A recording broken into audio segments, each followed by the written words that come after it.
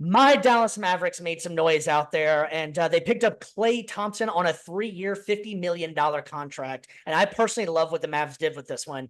One of the biggest things that Dallas needed, if you watch back the finals, was 3-point shooting. They were lacking it so bad in 3-point shooting. Now, I understand Klay is not the same as the Klay that he used to be before the injury. That was a catastrophic injury. He's come back, and he's still been playing pretty good. He's been coming off the bench for the first time in his career.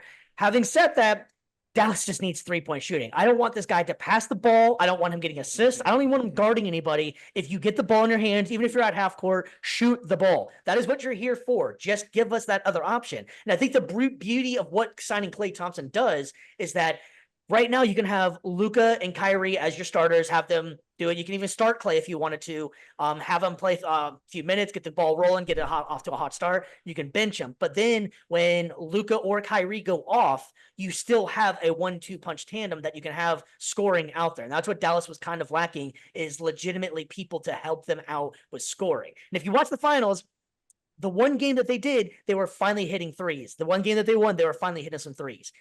All the other games, couldn't find a 3-point shot to save their life. So I really do like the Klay Thompson deal over here. 3 years, $50 million really isn't even that bad of a contract either. And so the other really good thing that I like about the Klay Thompson signing is that Klay chose to come to Dallas.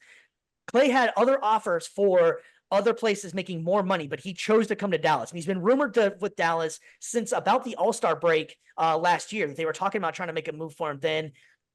Things just didn't work out and they didn't make the move. But signing him in the offseason, I think, is a great move for them. And you have what I like is that you have options now. You got a guy you can run him as a starter if you want. You can run him off the six man. I personally think he'd be a fantastic 6-man, almost like a Brandon. You'll appreciate this one. Almost like a Terrence Ross, coming off the bench and get you those points, get a hot streak going, and then you can sit back down. Now, he still can defend. It's not like the guy is a statue anymore. It's just he's not what he used to be. He used to be an elite defender.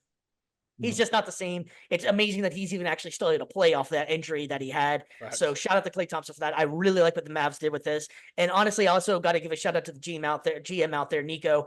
It's but the first time in a long time that we've been able to land some actual free agents. Dallas has been notorious for being passed up. All the Dirk years, they always got passed up. They would always be the top 2 teams, and somehow, some way, they would get the rug swept from underneath them.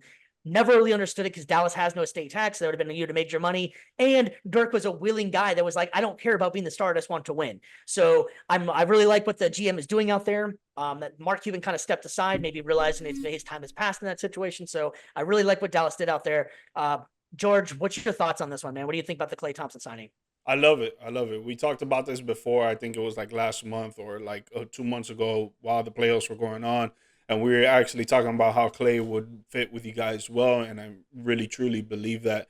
The only thing I would say, I would like him as a starter, right? Because in the Miami Heat, we got Duncan Robinson. And when we have him starting, he can shoot the lights out the gym. So if he starts the game going 3 from 3, 3 for 3 from 3, it just puts you guys at more of an advantage. $5, you do that again. 3 for 3 for 3. It puts you guys more at an advantage when you're scoring that much at will offensively, especially with Luka and Kyrie on the court as well. So it's great. It's a great signing for you guys, and I really think it's going to help improve your team. On the defensive side, it's kind of a liability. Yes, he's not a statue, but he's not the same guy. He got 2 ACL tears on 2 different knees that really affects a player. And you guys lost Derrick Jones Jr., who was probably your best defender when it comes to wing players on the court. So it would have been nice to keep him. You bring him off the bench to cover the best player. You give Klay time to rest, and Klay comes back in. He could drop easily 15 points per game. And that's what really the Mavs needed in the finals. No one else was scoring. So. Yeah, I mean, Klay last year was still averaging 17.9 a game, 43% from the field, and 38.7 from 3. So it's not like the guy, even like his numbers, it's the first time in his career he hasn't averaged 20 since his rookie season. So Klay has fallen off a little bit, but I mean, you're still averaging 19 points a game. I mean, that's still, and you also have Steph Curry on your team too, so like those numbers be a little bit skewed. So. And I'm sure that atmosphere wasn't great for Klay during that last season, man. Like him coming back, trying to prove himself, and people doubting him and stuff like that. a lot of mental health right there that he probably needed, a little therapy talk and stuff like that. Like it probably affected his on-court play, and even in the atmosphere around in the locker room, around the front office, in the training facilities. Like we never really know what was going on. I'm pretty sure it really affected him, and now he's going to a new place where they really want him. They gave him a Correct. good contract. They gave him some good money. He turned down some money from the Lakers because in the Lakers they were gonna give him 10 million more per year. And Yep. so he was like, man, I see the Mavericks. They look like they're in win now mode. The Lakers are Yep. not in win now mode, Like, and it's just like it's a good situation for him overall, spiritually, mentally, emotionally, and physically. Really. yeah. And what's your thoughts on that one, man?